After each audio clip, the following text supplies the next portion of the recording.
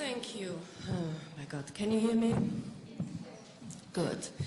I want to talk about the perversion of maternal gift-giving. I am, just for an introduction, I'm a social scientist, so I will present you work I have done empirically and theoretically on on maternity, how we live it today in the Western world.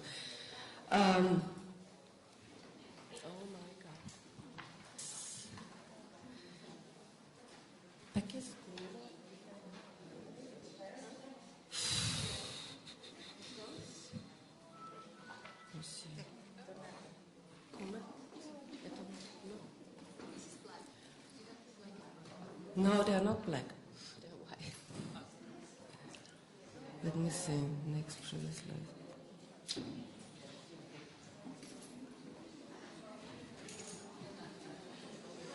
I'm sorry, but there is something. But it's okay. I talked this. Yeah, I know. The next one will be in white, apparently. I don't know why. I wanted just to say how mothers do appear in the public discourse. We know mothers are all the time in the newspaper, in the media, in politics. They're all the time talking about abortion, about reproductive rights. I mean, abortion in a way, about the birth decline. You know that because Italy has a very low birth rate, for example. Whole Europe has a low birth rate, or about this subject of reconciliation of work and family. So this is all the time in the media and also a subject on in politics. Now, the studies also, I will present also a little bit of my studies, show that mothers are in extreme distress. They have to combine now everything. Before there was only being a housewife and so on. Now they have choices apparently, but we will see how much choices they really have. And I found that there are really no appropriate answers to the situation of mothers today.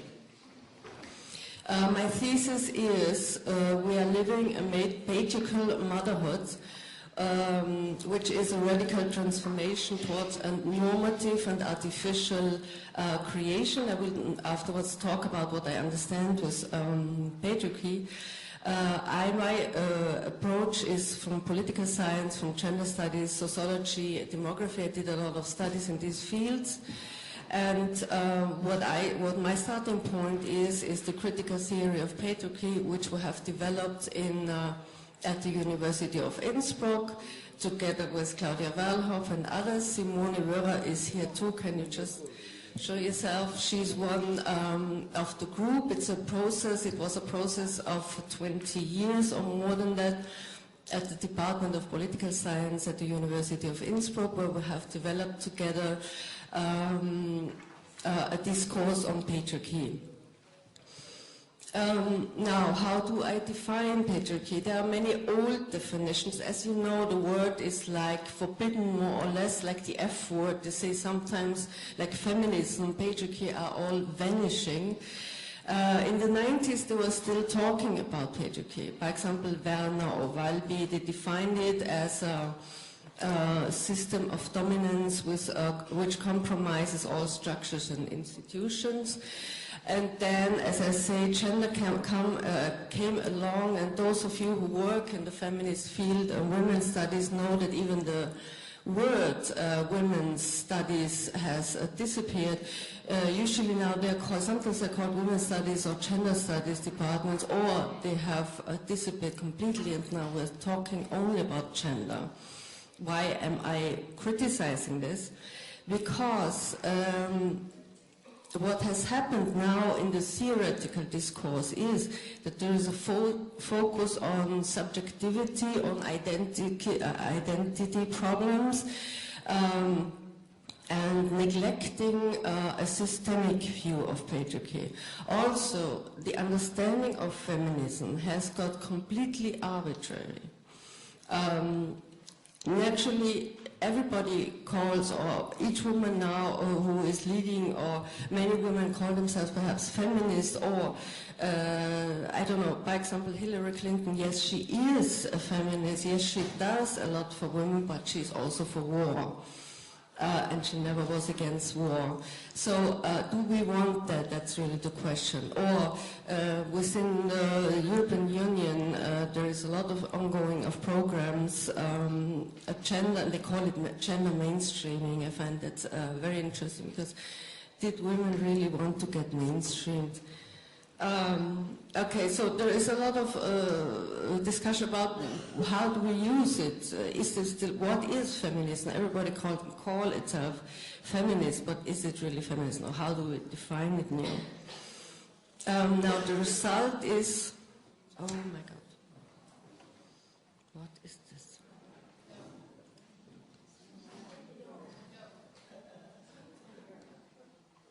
Okay, there we are. Oh my, the technical. Okay, take it easy. What is the result? Feminism is losing its transformative power.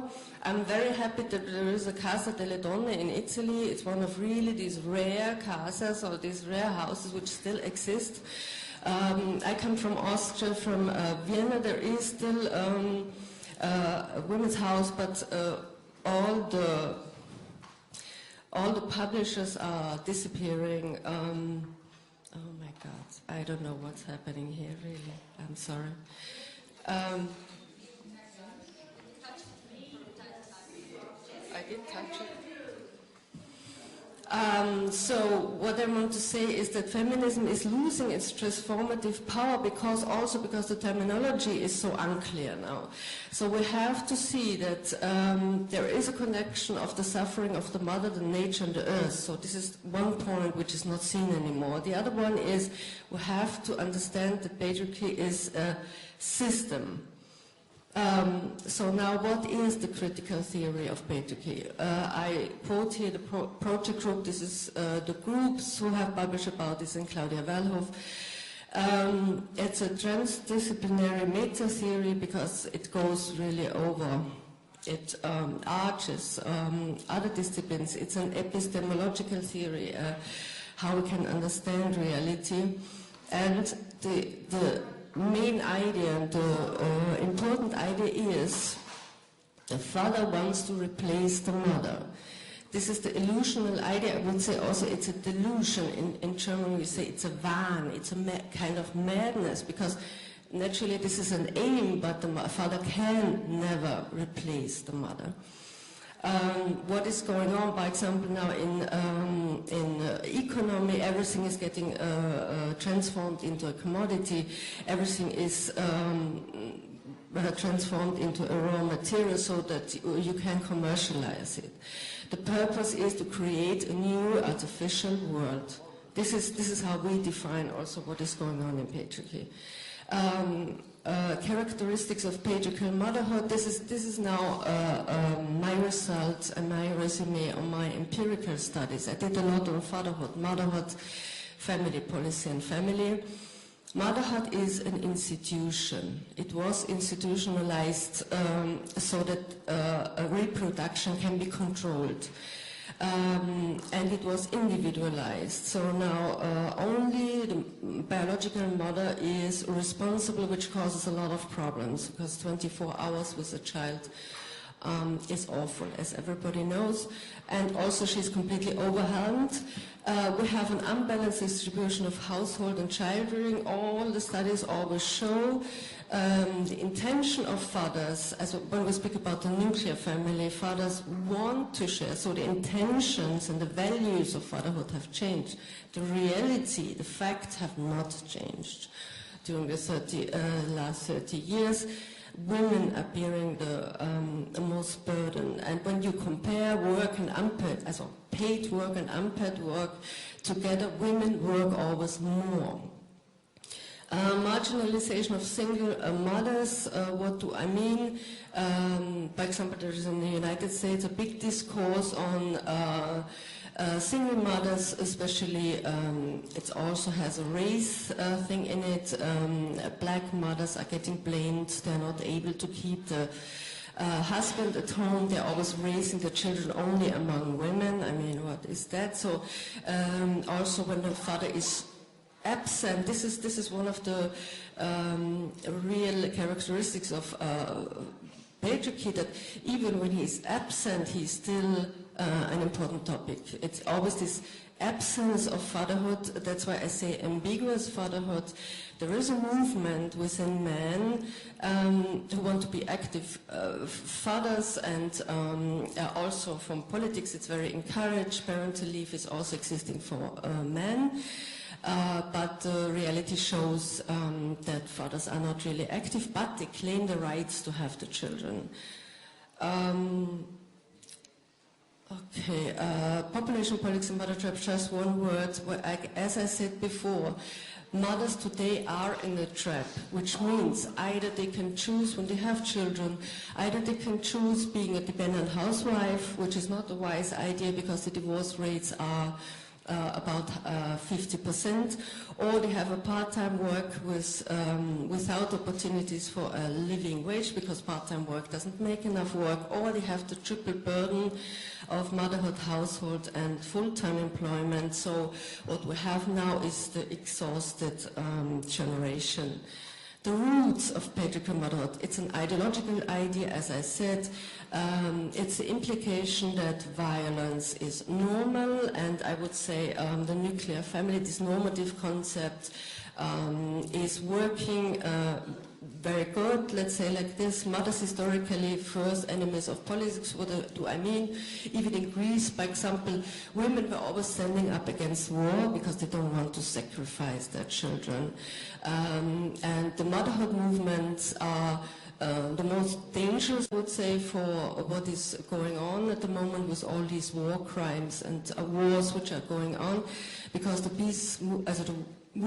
motherhood movements in all the countries wanted to make long, by example, Palestine conflict, there are long efforts behind that the mothers would have reunited and made peace since a long time.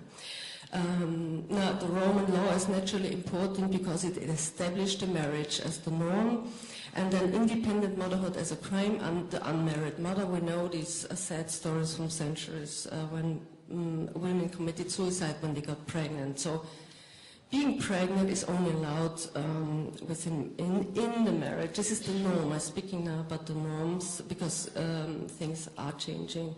That's true. Now, the essence of patriarchal motherhood, that's why I'm speaking about the perversion. So what is made now out of this culture of mothering? The mother shall not care about her own needs. She shall follow an ideal of heterosexual partnership. She shall live in pain and alienation. She shall do her duty in favor of family and work machine. That's how I call it, or also do the reproductive duties in favor of the forefather state. The culture of mothering shall vanish. Cooking, craft, female network, and so on and so on. They are ridiculed. They are always proposed as they are just a surrogate for the father who should be present. Women shall want to get rid of their maternal potency in favor of technicians who create now the supposedly better outcomes. These are the methods. I will leave this out now, but what do I mean? The climax of this abolishing of motherhood is the technology.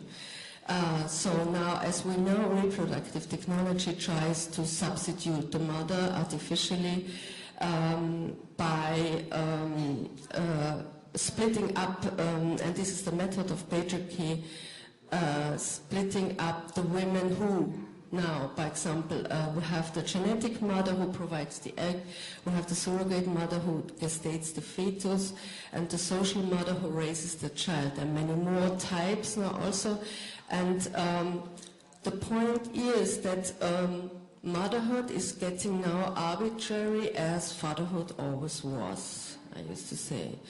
The perversion of the gift, we go now from the mutuality to enmity. We go from unconditional love to process of to conditional. Everything is under condition. Motherhood can only live under certain circumstances.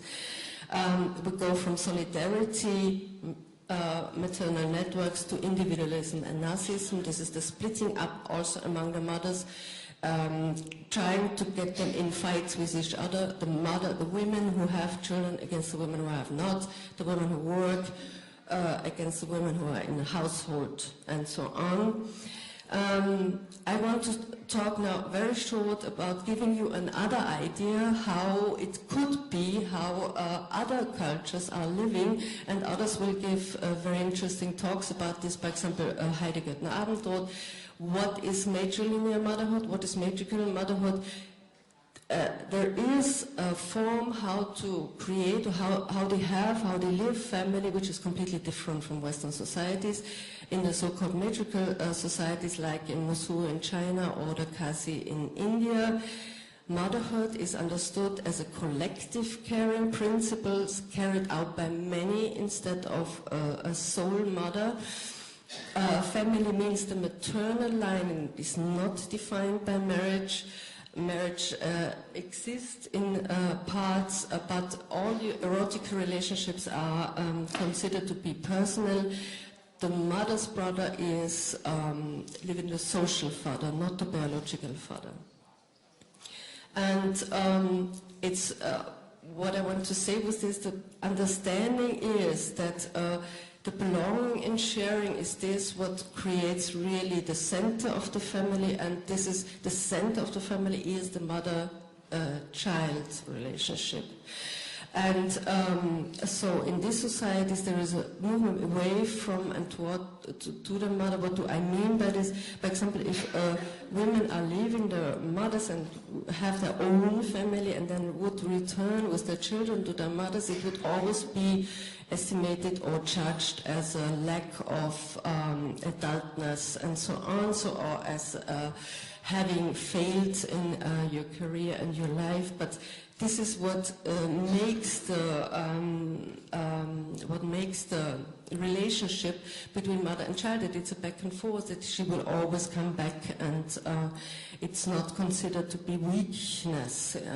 Motherhood is a collective principle, as I said, and also it's a very different understanding of. It's a very different understanding how they live motherhood in family. Okay, conclusions. I just want to say, by using and applying the critical theorem, basically we understand, we really have to understand physical motherhood should be abolished. I know that part of the women's movement is, for example, Haraway and so on, they are in favor of this abolishment, but according to our theory and our approach, we say, no, it is a threat for women. Patriarchal motherhood represents only an intermediate step towards her being artificially surrogated. Also, these are the methods I'm saying, divide et impera, like the old Romans always did, divide and rule. And we need to stop believing in the patriarchal motherhood and gain back maternal authority. Thank you for your attention.